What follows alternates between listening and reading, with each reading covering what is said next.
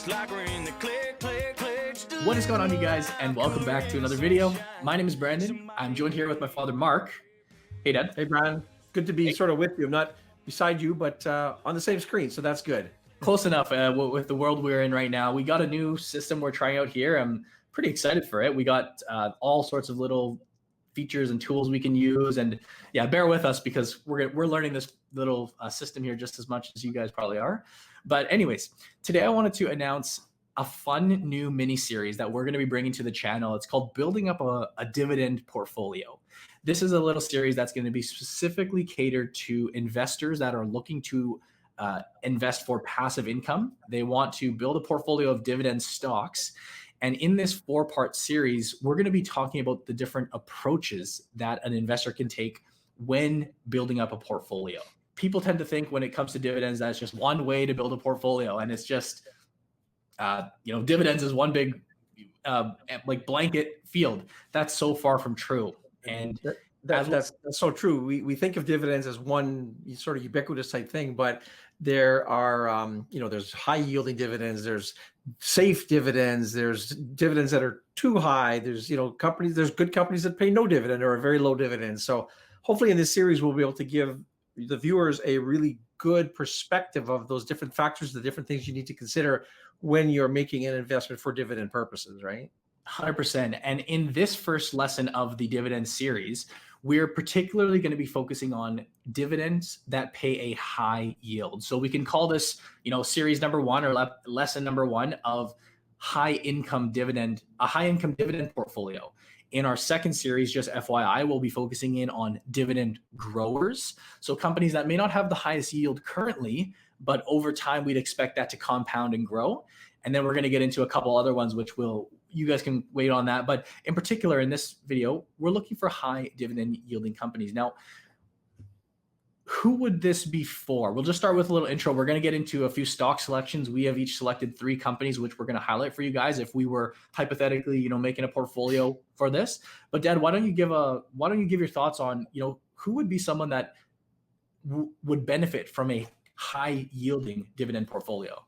Well, from a top level down, I would say, Brandon, there's a couple of different reasons people buy dividend paying stocks. Number one is, for just the compounding effects of dividends. Companies that pay dividends, it grows your wealth much quicker than if you're just relying on the price appreciation. Usually high dividend paying stocks, though, are bought specifically for the purpose of generating income that you're going to need today. Mm-hmm. So where you see that is quite often in people who are perhaps retired or have no other source of income, then you're going to be looking at your investments to generate that cash flow. So it makes sense in one respect that you're going to want a company that pays a higher dividend yield, as it's going to spin off more cash flow into your portfolio, which ultimately you're going to take out and spend. You do have to be very careful, though, because we can be drawn into high dividend paying companies that are riskier than your demographic probably wants. So you really have to find the value. If you're 25 or 30 and you're trying to generate a higher yield, there's not such a high risk that if these companies go south, you're going to be hurt. But if you're relying on this income in your retirement, you do have to really find that sweet spot between an attractive yield and yet not in a yield so strong that the company's not going to be able to sustain that. I think that's actually one of the biggest mistakes that investors make, especially beginners. They see the high yield on a stock. They see the 7, 8, 9, 10% yield, and they throw everything else out the door in regards to how the company's doing, in regards to how safe that dividend is. And in fairness to the younger investors, in my career, I saw that with all age ranges. It's so attractive. It's kind of like if you went up to buy a GIC and you can get 2% or you can get 12%. Well, you're going to lean towards the 12%, but even a guaranteed investment certificate is only guaranteed to the point that the institution is going to be able to pay that money back to you, right? So yeah, more prone to the younger people wanting to take more risk, but there's sort of the hidden risk that even a mature person is going to take without being aware. They just see that and want to run with it, right? Absolutely. And I think to just touch on some of the dangers there before we get into our stock picks, what a lot of people won't realize is, maybe you look at this 12% dividend and it looks super attractive. It looks super juicy. You buy the stock for that dividend And if it is unsustainable in terms of the company is not in a position to afford that dividend, in terms of their financials are just not, they're nowhere, it's too high of a dividend to be justified, that will often result in my experience, in a couple of key cases, either the company simply can't afford the dividend, they cut the dividend, they suspend the dividend. And Right. of course, if you're investing in it for that yield, like you said, if you're in retirement and you're relying on that, that is a terrible sign when all of a sudden you don't get any more paychecks coming in the door. But second to that, when a company does cut their dividend and the news is all over the headlines that a company had to slash the dividend because they're struggling, Yeah.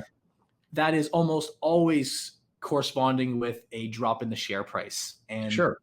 investors, When you price a stock and when you buy it, you're pricing in future cash flows, right? And if all of a sudden those cash flows go away, that's a huge part of the calculation that goes into the price that you should pay today. So absolutely, when you see that dividend, even cut or certainly suspended, you're pretty much always going to see a corresponding drop in the share price. So it's like a double whammy. You lose your income and the value of your investments drops as well. So even if you shift them into something else that pays a more secure dividend, while you're starting, you're behind the eight ball right from the get go, right? So exactly that. Well, hey, there's so much to learn about this area of investing. Looking forward to the next, this and the subsequent videos to this. Yeah, this is going to be a fun series. And if you guys like this, share your thoughts down below. If this is a fun series, if you guys enjoy these videos, like give this a big thumbs up, because that just that helps out the channel more than you guys would know. But we've blabbed on long enough. Let's get into some of the stock picks here, Dad.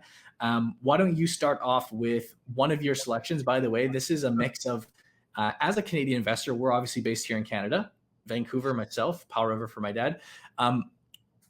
We talk about this time and time again, that having a healthy mix of US and Canadian investments is likely the way to go. People do tend to just go with Canadian investments. Maybe they're being a little bit biased to where we live and whatnot, but as you will see throughout today's video, we have a healthy mix of Canadian and US stocks, and we'll talk about exactly why as we get deeper on. Well, I'll kick it off and I'll just add to that, Brandon. You're right. We'd love if all of our companies were Canadian, and we're proud Canadians. But realistically, when you're looking at investing, Canada is such a small player, and so much of our economy is focused on two or three major industries, so our sectors rather. So you can't really just break it down to that. So yes, we're going to have a mixture of US, we're going to have a mixture of Canadian stocks in this presentation today. I'm going to kick things off and with a Canadian company. In fact, it even has Canada in the name, Bell Canada. So the ticker on this company is BCE. Now, most Canadians will be familiar with this company. It has been around for, I think since about 1880. The company is currently trading at around $57 a share, and it's spinning off a dividend of 6.22%. Little brief overview of the company for those who might not know it. It has about 51,000 employees and about 19 million subscribers in Canada, which is a big chunk of our population, and about 10 million wireless subscribers. The company operates in three basic segments, which are wireless, wireline, and media. Companies that they own that you probably heard of or used: Bell, Virgin Mobile, Lucky Mobile, and they own the chain of the Source, where you might go to get the odd cable or connector. I know I certainly use them for certain technological needs. We're going to look here at a 10-year chart, which is going to show us, again, I mentioned this earlier, that the company's yielding about just over 6% right now, and it has a 10-year compound annual growth rate of 6.43%. I don't think that number is on the chart, but it's about 6.43% growth rate over the last 10 years. The payout ratio, as you'll see, is a little bit high at about 85% currently. Now, the company targets a payout ratio of between 65 and 75%, so it is at the high end now. This industry is known for having that, pushing things up a little bit to the higher end of the payout ratio. It's not something at this point that really concerns me at all. I want to look at a chart now that shows the last 10 years of this company. It's going to compare the price return of the company and compare it with the total return. So the difference is the price return is just the share price, whereas the total return is the share price, and you factor in any dividends that are on top of that. So this chart shows that over the past 10 years, Bell Canada has returned 62% over the long run. Now that's X any dividends. If you factor the dividends in, you see that the return grows to 172%. This really shows the effect and the impact that dividends have on an investment. Overall, I love the security of this company. It's, it operates in a oligopoly type system where there's very few players. It's one of those main players. It has very strong pricing power. And, it's a company that I can just sleep well at night. And I know that the dividend, even though it's high, I feel is very secure. So my first company is Bell Canada. I like it. I can't argue with that, Dad. I can move over now to, I guess, my selection here. Let me get me up on here. Nice. You can take a little breather. Water.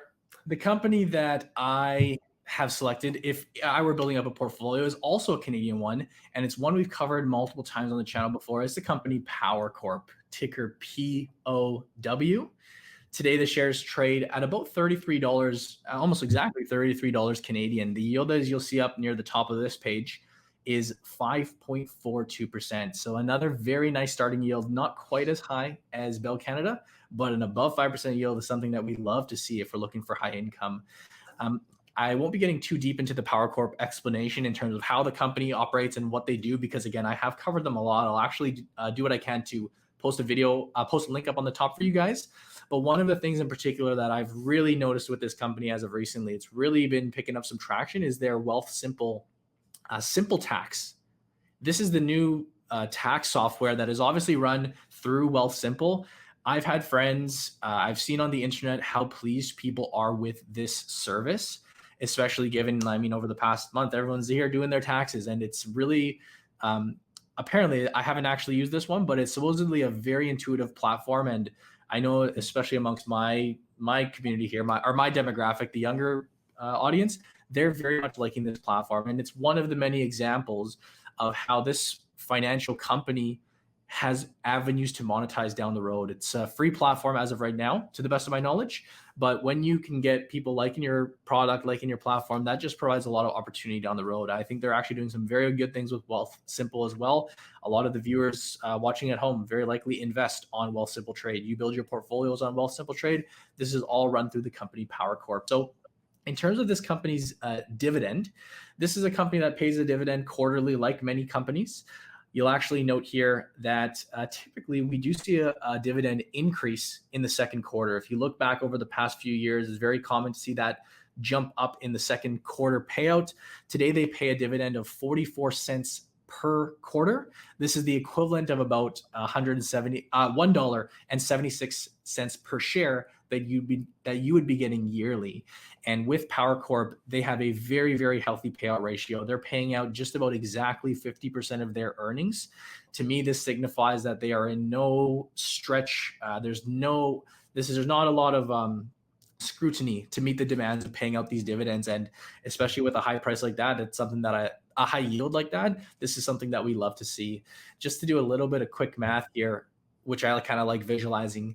If you would have invested $1,000 in, as of today, if we went out and put $1,000 into the company Power Corp, that would generate us on a yearly basis about $54.20 in dividends.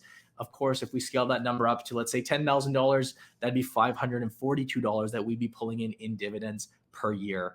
Obviously, you can use the numbers that are more appropriate to your situation, but this is another one where if we take a look at the actual share price relative to the total return, crazy how much of a difference this shows over a 10-year number when you include dividends. And it's so funny, Dad, whenever I talk about Power Corp on the channel, you always get the people saying, this stock isn't going anywhere, this stock just trades flat. And it's to look at a chart like this and realize the impact that dividends can have over your total return, it's mind changing. It really opens your eyes to how powerful this passive income can be with a stock, especially with the dividend yields such as that. So Power Corp would be my selection for the first stock, my first one of three.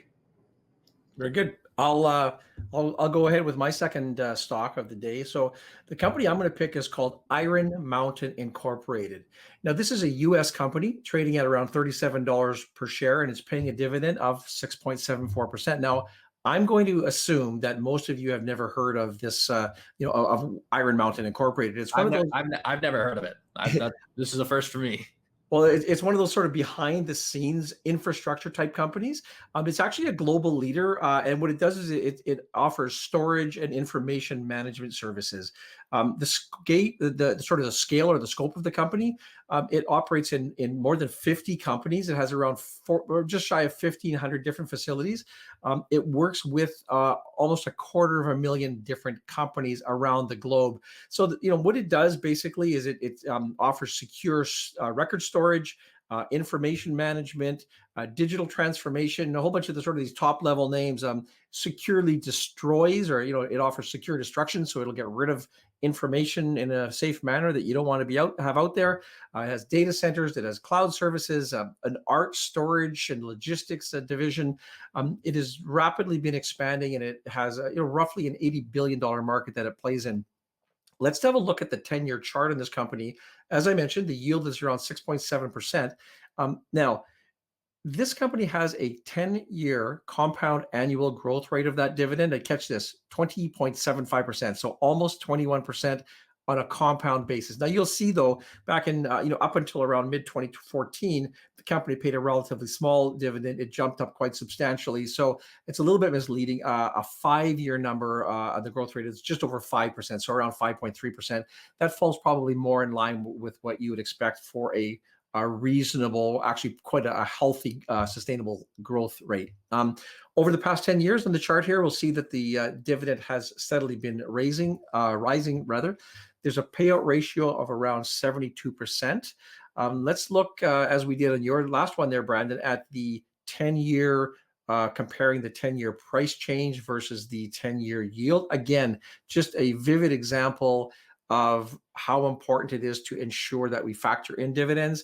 The company has returned a paltry 19% growth over a 10-year time period, but when you factor the dividend in, 160% plus in total growth. So, this series is about high yielding stocks, and there's probably no better example than a company like this, where the share price doesn't seem to do much, but when you factor in the income that you're generating, and if you're a type of person who's living off of that dividend, well, this is exactly what you need, because you don't need the price of the company to go up. You're not in the growth phase. You need it to sustain. And as long as it's spinning off that income to you, that's the primary focus. It has to be sustainable. So quick word on that. The company is a bit leveraged, and I spoke at the outset here. Management has reassured that the focus is on sustaining the dividends. So it's something that we just have to be aware of. But remember, we're talking about high yielding companies, so inherent with that is presumably a slightly higher level of risk than you're going to get in the old blue chip 60, 30, 40% payout ratio type companies. So Iron Mountain Incorporated is my second pick today. I think it deserves to be on the radar. Cool pick. And like I said, that's a new one to me. So yeah, great information there. I'll move on to my next pick, which is another favorite of the channel when it comes to dividends, Canadian Utilities, ticker CU.TO. And this one as well, just like my last pick, trades at almost exactly $33 per share Canadian. The dividend here is 5.22%. So another very, very strong dividend. I'll speak on a moment before we get into the company itself. And this is clearly a company that operates primarily in the utilities sector. Canadian Utilities, the name kind of gives it away there.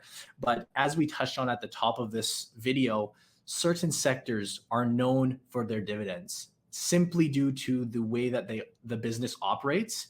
And utilities is really it's the cream of the crop when it comes to reliable dividends. The businesses they operate, the field they operate in is a regulated field. In fact, you'll see, I'll put up a chart here for you guys just to see how much of the company's earnings come from regulated sources, which provides that very, very strong certainty, the reliability of this money and how they can flow that straight through to dividends.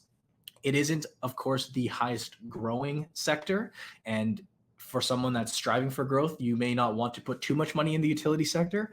But if you're someone that does need that income and you are wanting reliable income, utilities could be your little golden area of the market. Because to take a look at Canadian Utilities, this is their Q4 2020 fact sheet. It does get the point across. This is Canada's longest paying dividend publicly traded company when it comes to the streak of actually increasing and paying these annual dividends.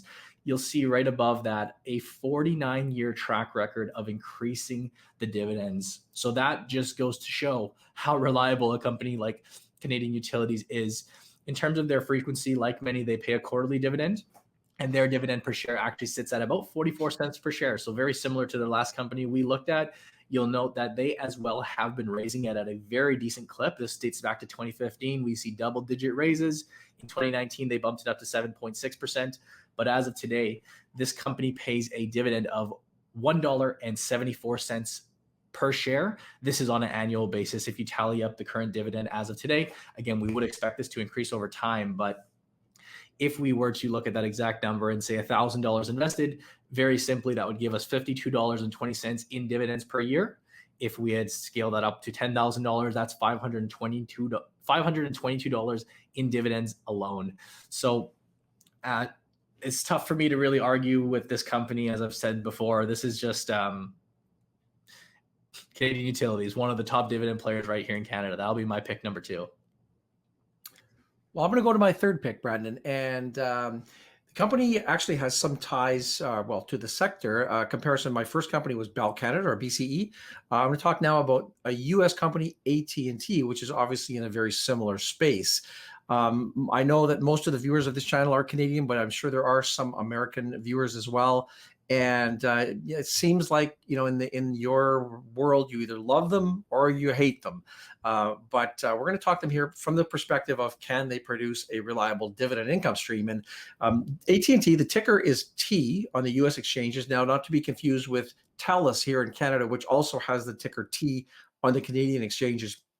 So be careful with that. AT&T is trading currently at around $30 a share US, of course, paying out a dividend of just shy of 7%. So a very, very healthy dividend. Now, AT&T is the largest US player in the infrastructure in this space. It has a world-class fiber and wireless infrastructure. And I would say it has evolved quite well in the new digital world as we've all transferred over. AT&T also has an entertainment distribution platform, much like Bell Canada here in Canada. In the U.S., AT&T is the parent company of Warner Media since 2018. And the tie back to Bell Canada is they own, of course, HBO Max, which has recently launched and it's about 2 years ahead of its scheduled launch.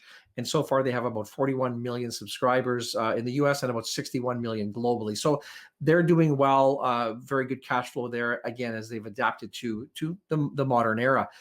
If we have a look at the 10-year chart, you're going to see that they have been growing their dividends at a nice, healthy rate. Well, actually, it's only around 2%. So it's not a large rate like some of the other companies we've looked at today, but it is 2% plus. Current yield, as I mentioned, of 6.9%. This is an interesting case where you're going to look the bottom right side of this chart. You're going to see that there is a payout ratio of negative 27%. Now you wonder, how does that happen? If you think about the payout ratio is, the amount of dividends that they pay out factored into the net income or the cash flow that they have. So how do you have a negative? Well, if a company loses money in a quarter or in a year, that's good. Just the math behind it is going to turn into a negative payout ratio. It doesn't mean that they're going to stop paying the payment. It just means that they have no earnings to pay it from. So that's going to have to come from somewhere else. So that's going to be, retained earnings, cash flow, that type of thing. If you look at the financials for AT&T, this is, if I look at the last 12 months ending December 2020, you're going to see under the net income line a loss of about $5 billion. And so that sort of circling back, that's how we get to that negative payout ratio. Something that we don't see very often, but that's hopefully just answers or clears that up, that question up there.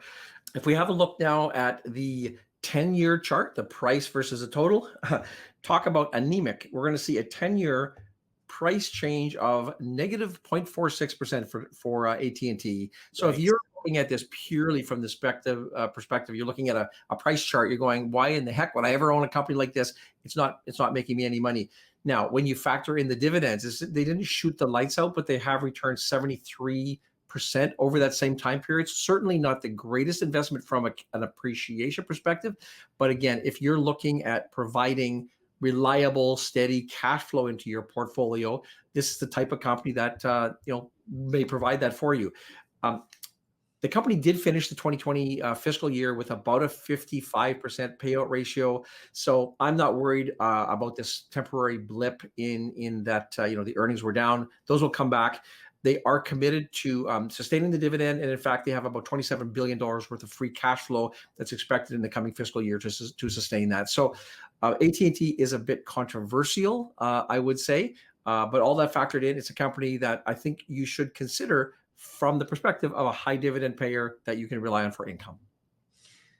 Let me finish my segment here off with my U.S. dividend stock. Actually, kind of reminds me of AT&T in a sense. We do see a very high dividend, but it is a company in a completely different field. It's Altria.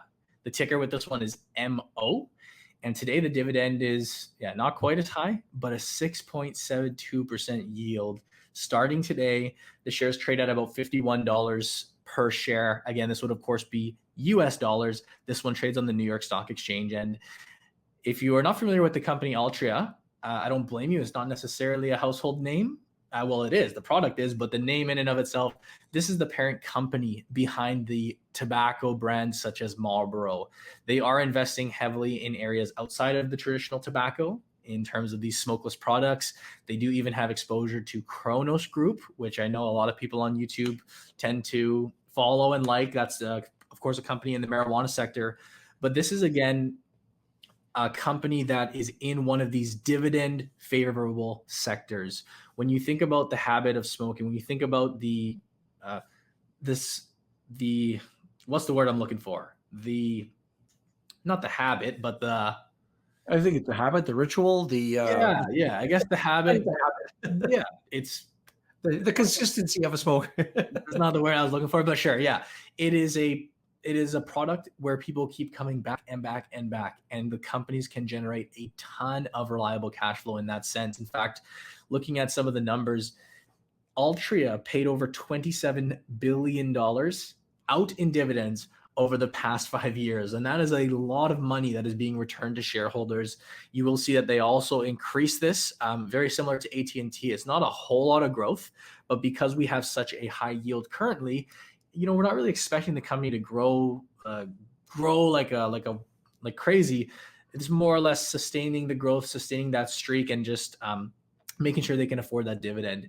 In terms of this company, they do target a payout ratio. Let me just speak on the dividend first. They pay a dividend of $3.44 per year. So a nice dividend there.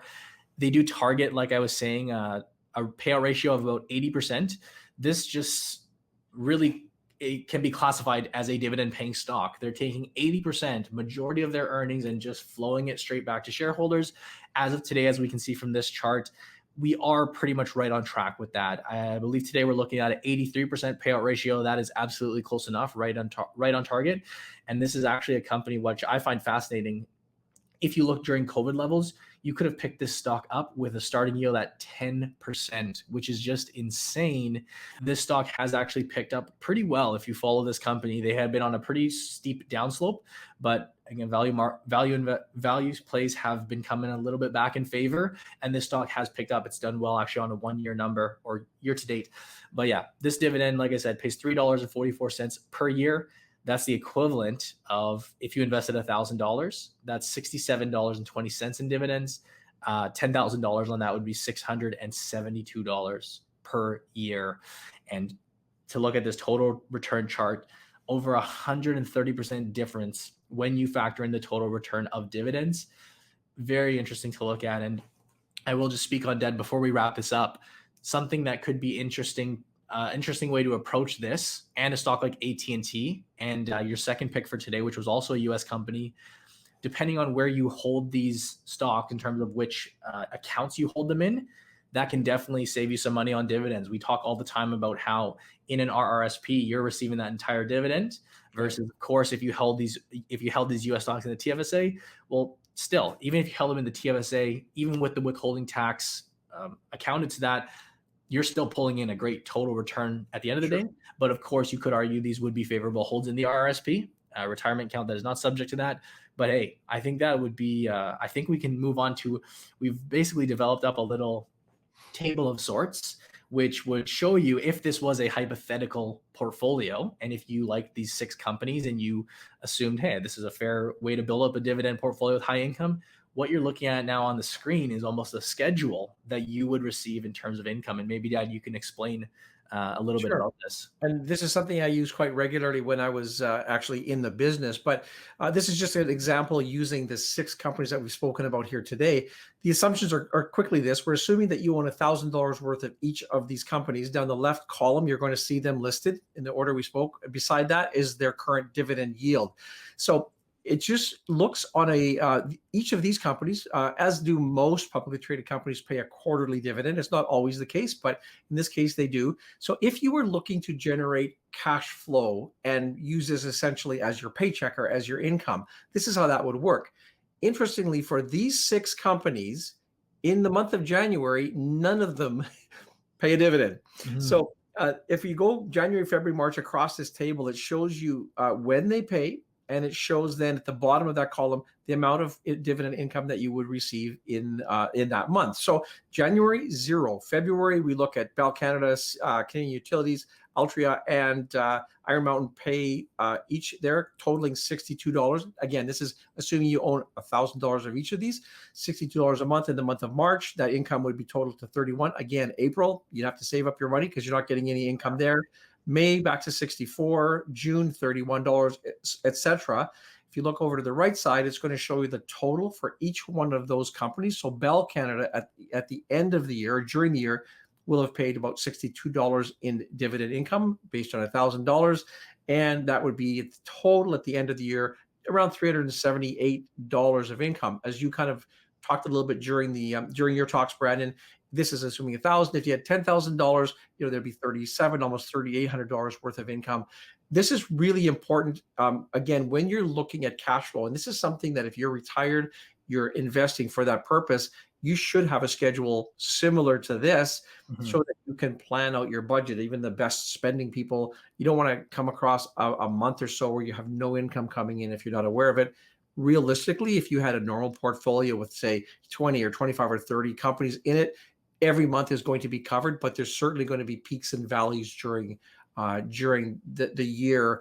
Really importantly, again, these are projected dividends. I spoke about this earlier. Nothing's guaranteed. If when we go into like a credit crisis or a COVID type thing, any company is susceptible that they might cut the dividends. So this chart would be altered. But this gives you a pretty good sense of how that cash flow would work. Exactly. So we got a few more parts to this series.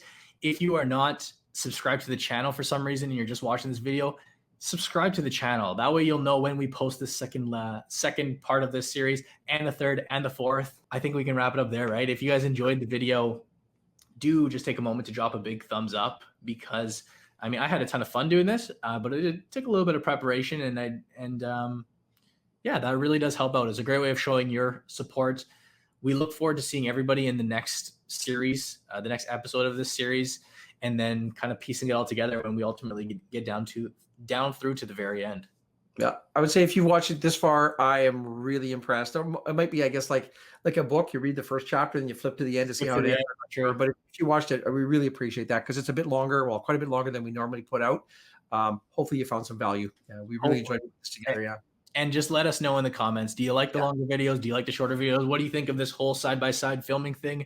We are all ears to make this as seamless as possible for you guys. So thank you guys for watching. Thank you guys for supporting. As always, if you want to learn more about the stock market and investing, click the first link down below to check out our Investing Academy. We have courses, training programs for all levels for people that are looking to get better in the stock market, or just flat out get started, and in particular, maybe build up some passive income portfolios like this. You just need a bit more of a hand and a little bit more guidance. But that'll wrap it up for today's video.